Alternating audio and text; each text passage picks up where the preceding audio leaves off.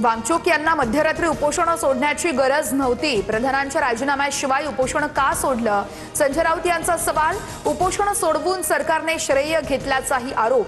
तर देशात कशी अराजकता माजेल, राऊतांना हेच हवं असतं, गिरीश महाजनांची टीका।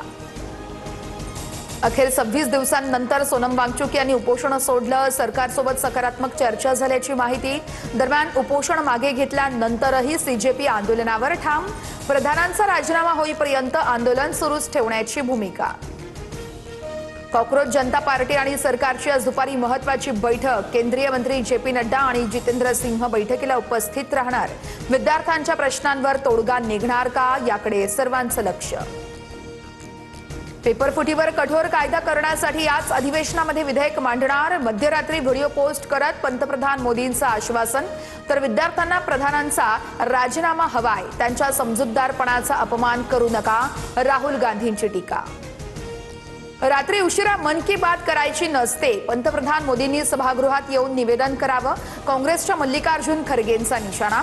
विरोधकांची आजही संसदेबाहेर निदर्शनं। विद्यार्थ्यांच्या अंगावर पेलेट गनच्या जखमा। पेलेट गन वापरायला गृहमंत्री अमित शहा यांनीच मंजुरी दिली असणार। सोनिया गांधी यांची पोस्ट। केंद्रावर तीव्र शब्दात टीका।